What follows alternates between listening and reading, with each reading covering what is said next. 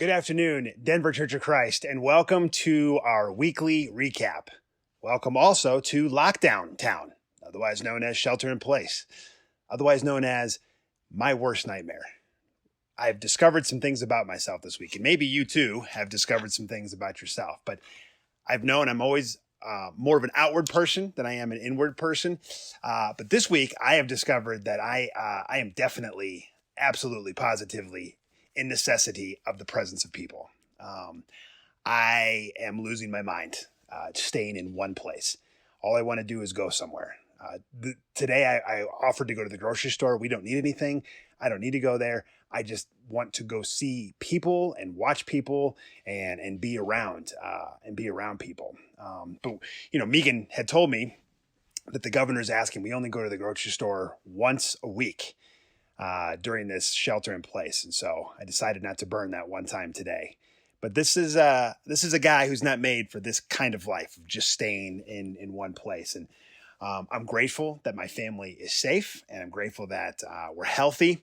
That being said, I'm looking forward to this time of isolation being done. And I'm sure many of us are wrestling with this as we're in the house with our families and our spouses. And some of us might be introverts. My wife is an introvert. And at first, she was very much looking forward to this time, as I'm sure many introverts are. But I think we all reach a limit where this type of isolation and just kind of being sequestered in place is not easy, probably for anybody, regardless of whether you're extroverted or introverted. And, the idea that we can no longer go to the building to have church together, nor can we be in our discipling groups and discussion groups.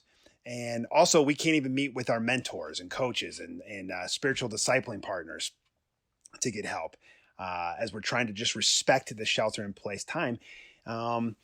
We're getting used to just a new kind of life here, I guess. And, this is week one of our church being a shelter in place fellowship.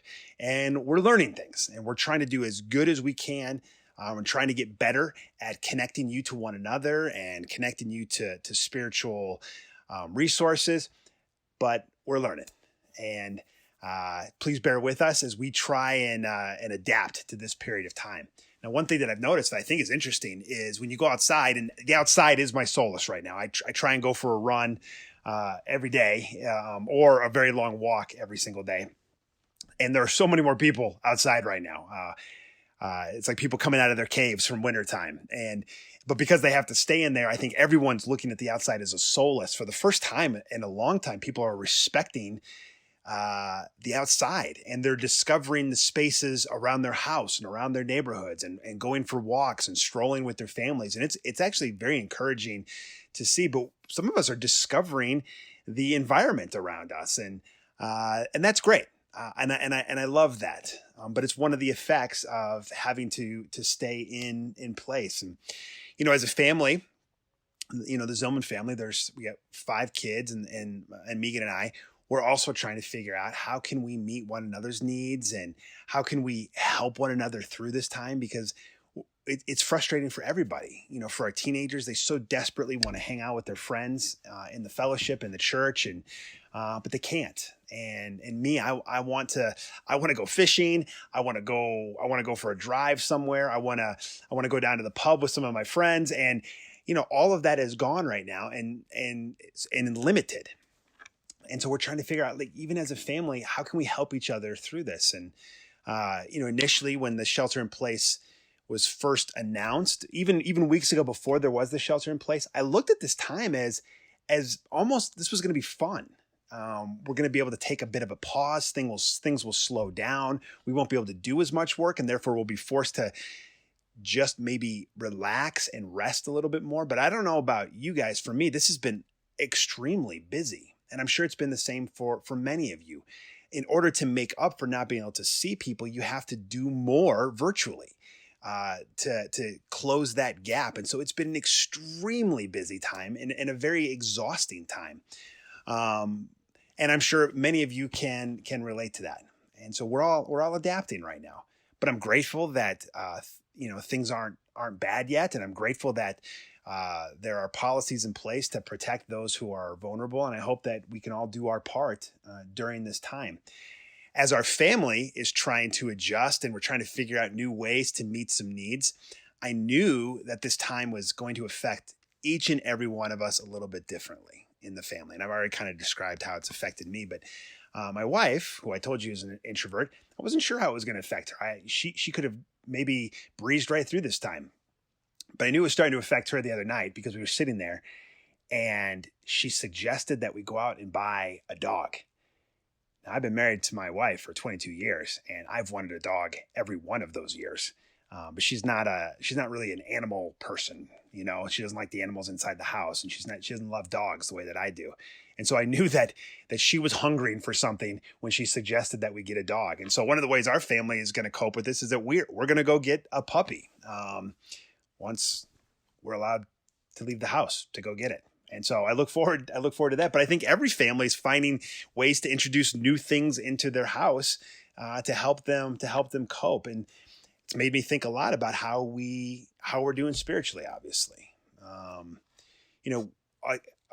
the structure of the church has been stripped away, and we don't all travel somewhere on Sunday for church or in the middle of the week for midweek or for devotionals. And even though we're still trying to do those things, there is a structure that the church has had in place to help us in our spiritual walks and to help us with our relationships with one another.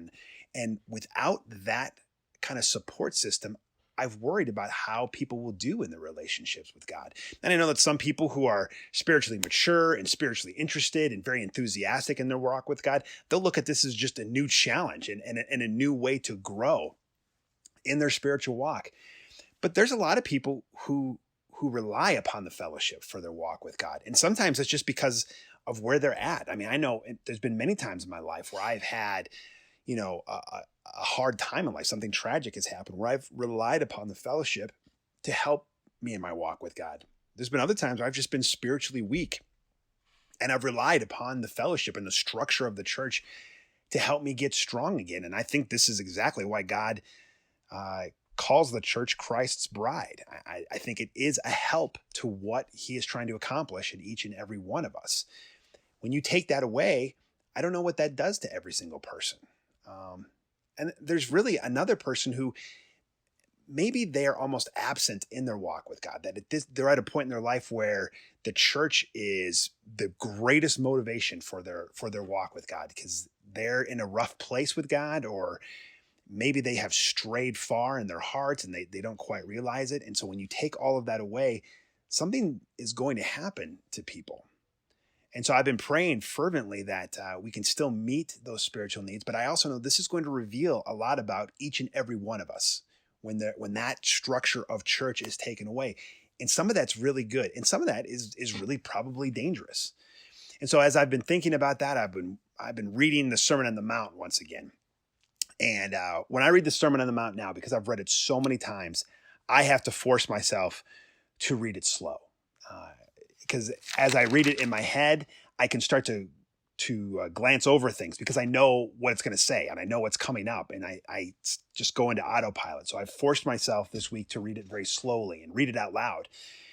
And when I got to Matthew chapter 6, there was a pattern in there that I've noticed before, but I didn't really spend a lot of time thinking about it. But there's a pattern of secrets that Jesus talks about in Matthew chapter 6.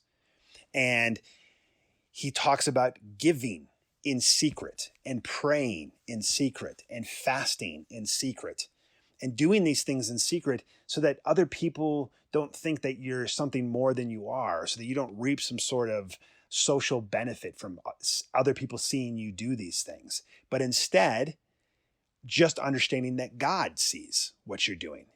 And then he goes on to say that God rewards these things that you do in secret.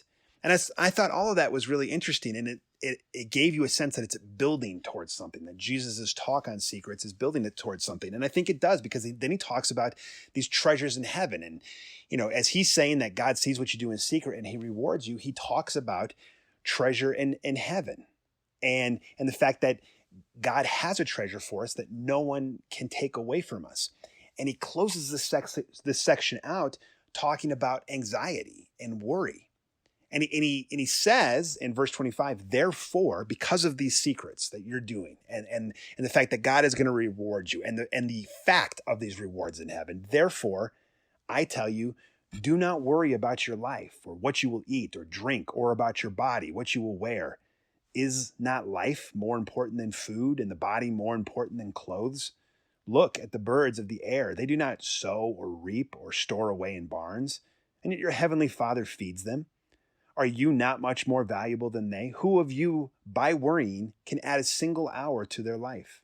And he kind of repeats this again, talking about the flowers and how God clothes them and how he loves us so much more. So he's going to provide so much more for us. And he closes this section out in verse 33 by saying, so seek first his kingdom and his righteousness, and all these things will be given to you as well. Therefore, do not worry about tomorrow, for tomorrow will worry about itself. Each day has enough trouble of its own. And maybe this is something we can think about this week as the stress builds. And as we get to these points, these breaking points where we snap at our spouse or our roommates or our siblings or our kids, and we've just had enough of staying in place and staying in the house. And maybe we can think about this verse and in those moments, think about doing something not for ourselves, but for somebody else, meeting somebody else's needs in secret without anybody else knowing, just you and God, or taking some time to just pray, just you and God, or fast without anybody knowing.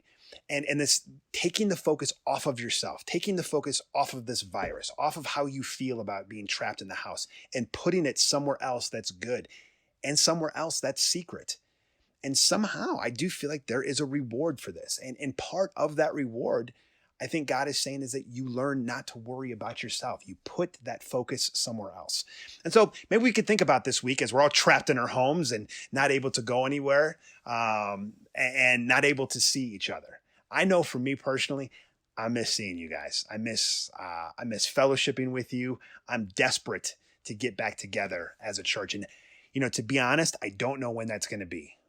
Originally we had said April 5th, and obviously that's not remotely a possibility now. I am hoping that we will be able to reconvene in a building all together for church by Mother's Day. That is not a promise because we don't know what's going to happen, but our greatest hope is that by Mother's Day, we'll be able to meet all together again.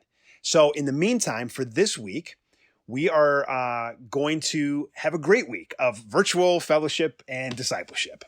Starting tomorrow, we're going to have our first church at home.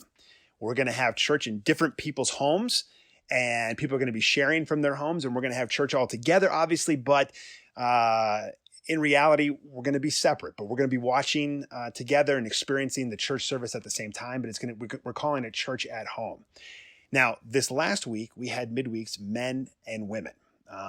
Next week, we are going to do our first virtual small groups. Today we had a training session helping our small group leaders or anybody who wants to lead a small group on how to lead a group virtually. And so our small group leaders this week are going to do midweeks, are going to do house churches, family groups virtually. And so you'll get your invitations. We've done some training over the weekend for that. And the next week we'll be right back in church at home. Now, one of the things I want you to know is that our teen ministry has been extremely active, doing virtual Bible studies and Zoom calls and devotionals, and they have been really active. But we've also put some teen resources up on the website, some devotionals. We've done the same thing for our family. So if you're looking for some family devotionals to do, there's a couple that are up there, as well as some tips on how to do some great family devotionals. We have more videos coming up. They're going to be up on the website. We're hoping to get some resources for the singles up there this week as well. And the way you do that is you just go to the website, www.denverchurchofchrist.org, and go to the church blog. And under there are all sorts of resources that we've created just for you. And then while you're there, sign up for the updates. It's right on the front page, and that way we can get a hold of you when new stuff is coming out for the church or we have announcements to make. It also allows us to get a hold of you if we have to adjust our schedule because of the virus. Lastly, and very exciting, tomorrow before church, starting at 10 a.m., we're going to have kids church. And so we're going to have a program for a half hour before church just for the kids. So if you're looking for something for your kids to do, because we can't do Kids Kingdom, just tune in a half hour before church, log on, and we're going to have a whole program for the kids. Miss you guys intensely. Can't wait to see everybody. I love you all. Praying for you if you're not feeling well. We have members that do have the virus, and at this moment they're doing okay, but we need to keep people in our prayers, and we're with you. We love all of you, and please let us know if you do have needs, and we will try and meet them. In the meantime, do some good deeds in secret this week, and hopefully we'll see you all very, very soon. Love you all. Have a great week.